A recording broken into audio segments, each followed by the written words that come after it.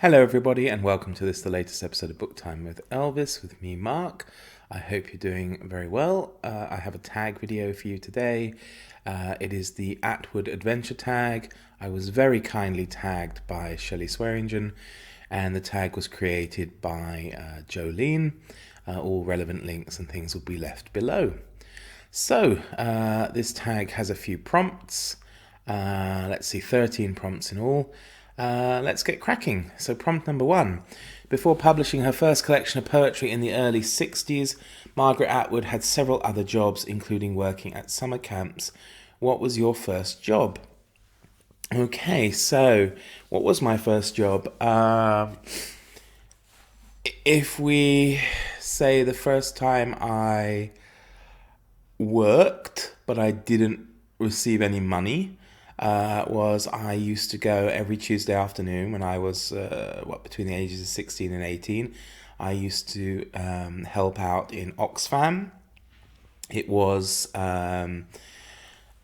something my school did. I went to boarding school, and every Tuesday afternoon you had a choice between doing what they called the combined cadet force, which was like kind of a student army training and that kind of stuff, or you could do community service. So that included being like a classroom assistant, perhaps, just for one afternoon a week in the local primary school. It may be helping out older people in care homes, that kind of thing, or working in a charity shop, which actually was a really good gig to get because they didn't always need you. They'd often let you leave early, and then you had time to kind of wander around the town and smuggle things back to school that people would ask you to get, be it cigarettes, cereal, whatever. And generally when we were working there, we were kind of sorting the new, what's it called? I'm going to say new intake, but that's not right. Stock, I suppose, the new stock. And it wasn't always pleasant, let's say that. I mean, people didn't necessarily always wash the clothes that they donated to the charity shops, but it was all right. And then if I say my first kind of paid job, I don't know whether it was 2 weeks or something like that, helping out a friend of my family on his kind of building projects in Bermuda, and that was good fun, although it was really hard work, but the money was excellent, of course. And then my first kind of full-time job after leaving university was that of an English teacher in Japan. So there we go. Number 2, while growing up, Margaret Atwood's family spent several months each year living in the bush in northern Ontario. What is a survival skill that you have that would help you survive living off the grid? Well, I suppose it depends if I'm alone. I would say one skill I've got is that of delegating and getting other people to do things for me. However, if I'm alone, I don't have a specific set of skills that would enable me to live off the grid. However, I can read, and if I have books on survival, then no doubt I will read them and then process that knowledge into action. There we go. Number 3, Margaret Atwood grew up reading comic books. Do you have a favourite comic book or comic book character? If I go for comic book character, first off, I would choose Superman. I always liked Superman, though I didn't really read many of the comics. I was of the age where, the 1978 Superman film was still relatively new in my childhood, so that kind of gave me a big love, especially Superman 2. I loved it when General Zod and his friends came to Earth. If we're talking other comics, I really liked comic book characters. I loved Tintin. I loved Asterix and Obelix as well. Lucky Luke was another one. And if we're talking about comic books, when I was a kid, I used to get, but this is, I doubt my American friends will know what I'm talking about, but I did used to get the Beano, which was very English comic. It had Dennis the Menace, and Nasher, and I can't remember his friend. oh, I can't remember them all, the different characters in it. But yeah, I used to really enjoy that. It had a collection of different characters, and they would have their own stories each week. And another one I really enjoyed was the Dandy. The Dandy, which was a good, was it Desperate Dan and his cow pies? Yeah, I'm sure a few Brits will know what I'm talking about anyway when it comes to that. Okay, excuse me. Okay, number 4. Margaret Atwood is not only a poet, an author, she has also illustrated books and shown her creativity in so many other ways. What are some ways that you are creative? Well, I'm an English teacher, so I like to think I'm fairly creative quite regularly because I have to teach, a variety of kids from the ages of 6 to 15, and it's quite a challenge to maintain their interest. So I must be fairly creative um, in my lessons. I'm also now teaching different subjects like biology and art. Mostly this involves making presentations to kind of get the kids engaged with the subject in English. And I like to think that those presentations are, creative. I make booktube videos, which I hope are fairly creative as well. So that would be my answer for those. Number 5. Some of Margaret Atwood's writing is inspired by myths, folktales, and fairy tales. What is your favourite myth, folktale, or fairy tale, and why?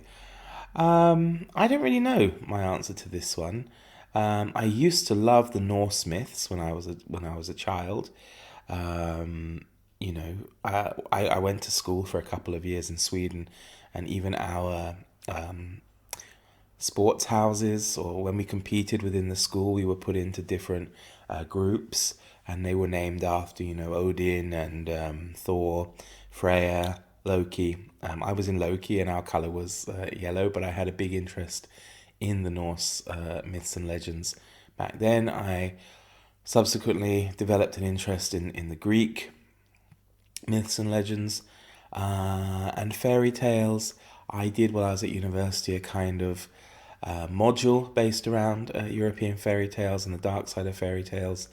I'm not sure if I can choose any of them as a favorite, but instead I would choose a book that I really enjoy, which is a bit childish, but I still think it's great fun now, and I would really recommend you to read it, especially if you love the traditional fairy tales like Red Riding Hood and Cinderella, and that would be Roald Dahl's book of Revolting Rhymes. It's great fun. I think you can actually listen to most of them for free on YouTube anyway, and that's also great.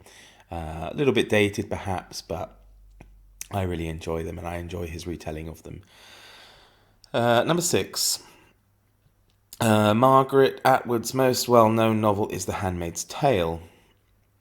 What is a task or chore you wish you had a maid or servant for? I'm not sure that I would need one. I guess I don't drive.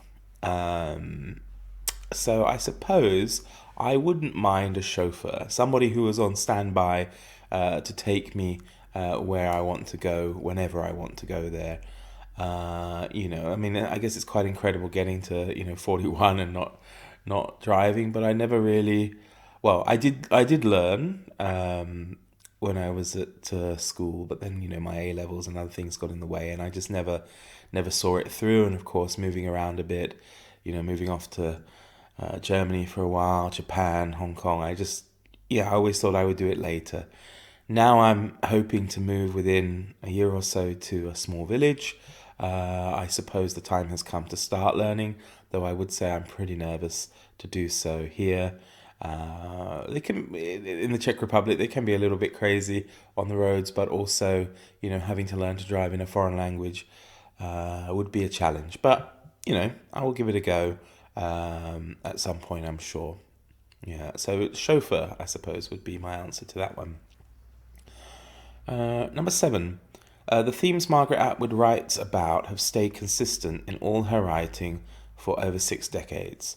She writes about the role of men and women in society, relationships, religion, marriage, and identity, to name a few. If Atwood were to write a novel about you, what are some of the themes she would need to include?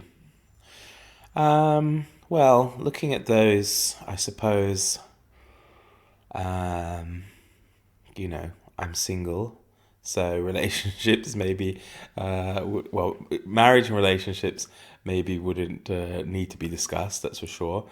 Religion, I'm not religious, so she wouldn't have to talk about those.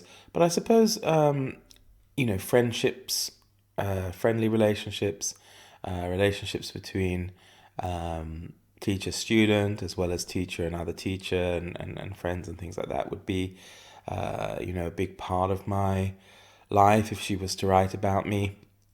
I've been in the world of education since 2003, with a small break a little bit earlier on. But I do pride myself on my relationships with people. I do want to be fairly open and be friendly all the time, and I want people to like me, but not in a way that is desperate. But I don't like the idea of being disliked, especially if it's something that, how can I say? I want to be myself, of course, and that is part of being myself, is to, be liked. But I don't think there's anything disingenuous or unreal about it. Yeah, I like the idea. I want harmony. Yeah, I don't want any ill feeling and that kind of stuff. On the odd times I've, entered into a serious relationship with anyone in a romantic sense, and it didn't work out. By and large, I still wanted to remain friends with the person because, what's the point? Yeah, what's the point in having any ill feeling and negative feeling? Because at the end of the day, it just works negatively for you. It makes you feel bad, especially, when the other person may well have forgotten you and you're still harboring like resentment and things like that. So there's no point. So I think in that sense of relationships and my interrelationships with people would be a theme worth exploring. Travel and cultural exchange and different cultural experiences, I suppose, would be something else that she would need to include when writing about me. Number 8, Margaret Atwood has created words for her novels. She has talked about how this makes it difficult for translators of her work. Do you have a favourite word, and why is it your favourite? I suppose, if I have a favourite word, it's probably due to how it sounds. I think that's one of those, I think that's probably quite common. You're attracted by the sound of a word.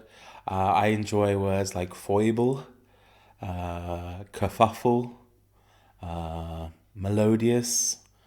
When we did, I did this thing on Dr. Johnson, that ran for a few weeks when I first started in BookTube, called Wordy Wednesdays, and we had a lot of words there, like a fopdoodle was a great word, of course now defunct. But yeah, things like thingamajig, I love those kind of words. And it's just primarily because of how they sound, really.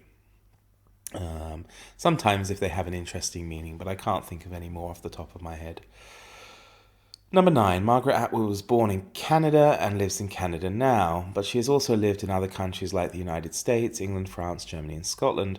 What countries have you lived in, and or what is another country you would like to live in? Okay, so if we're having England and Scotland as separate, then I've lived in England and Scotland as well. Bermuda, Sweden, Germany, Japan, Hong Kong, and now the Czech Republic, where I currently reside and will probably stay. So yeah, I was lucky. I spent a lot of my childhood abroad. I left England when I was around 2, and I returned around the age of 13, 14. And then it wasn't that long before I although I stayed in England when I was 16, I went to boarding school there. My family had moved abroad again, so I wasn't really out of it, although, I did spend, of course, most of the time at that point in the UK. While I was at university, I went off to Germany for a year, and then my first job, as I mentioned, upon leaving university, actually by that point in Scotland, was going to Japan to teach English, and then I carried on teaching English for a few years, which also took me to Hong Kong. And then after a short break from teaching, where I spent a couple of years working in telecoms, I came here to the Czech Republic. So yeah, I feel very lucky to have had the opportunity to live and work in a few different places. Would I like to live anywhere else? I'm not sure. I know Shelley mentioned Portugal, and Portugal is a country I do really, really like, as well as France. I suppose if I had the money, and when I'm old enough and retired, either Portugal or France would be somewhere that I would consider having a retirement place, at least for half the year. So the winters can get pretty cold here, and of course they can do in France and Portugal as well, but I think a little less so, depending on where, of course, you choose to live. Number 10, Margaret Atwood is an advocate for caring for the earth. What is something you do to help take care of our planet? Well, something I do to help take care of our planet is not have children. Definitely. I don't drive either, so not having children and not driving, I would say, reduce my imprint on the planet. I don't know if something else I do, pushes it up or not, but I think that must have some kind of,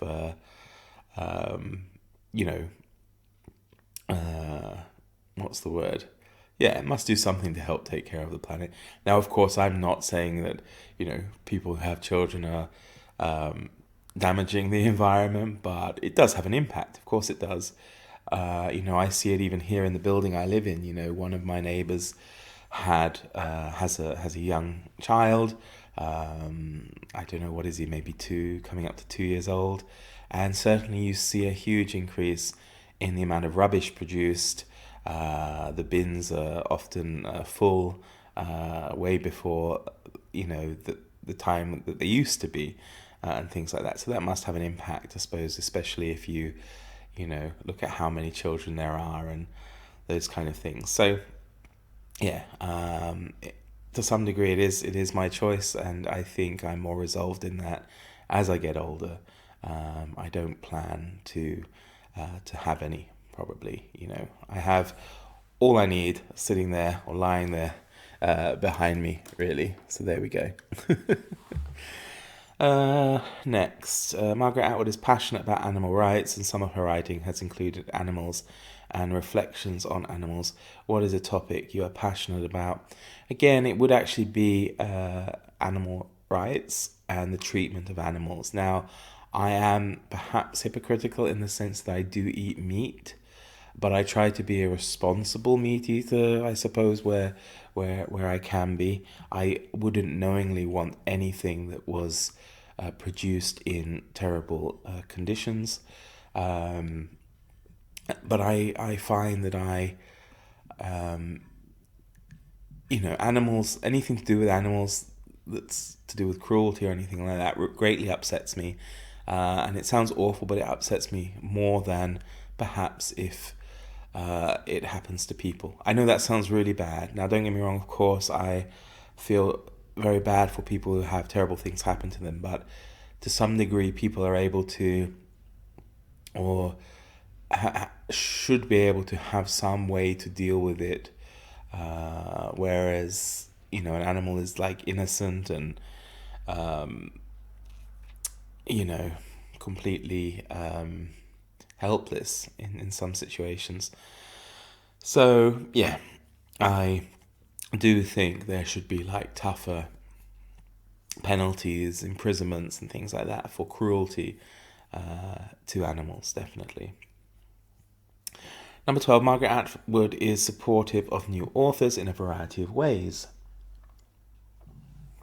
Who is a newer author and or which debut novel do you wish more people knew about? I can't really answer this. I don't read a lot of new authors. I can't think of any debut novels.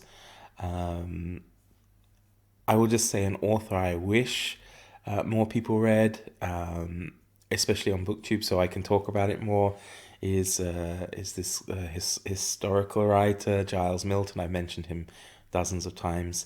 I think his books are great. I love the way he generally chooses kind of more off the wall history, and he writes really great historical narrative. I find his books unputdownable, really, and I wish he was more widely read because I think he deserves it. He does write some very interesting things. So if you haven't, go and read some Giles Milton. And number 13, tag some of your favourite booktubers. Well, Shelley did play a part in tagging quite a few of my favourite booktubers. However, I will add to that by tagging, I'm pretty sure they would have been tagged already, Michael K Vaughan, Vin at Revenant Reads, Christina at Knitting Books, etc. You see, I should have written this down. And who else?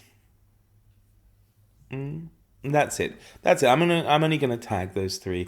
Doesn't mean if I didn't say you're not my favorite. I love everybody that I interact with, and and I don't really like these things where it says tag your favorite whatever, because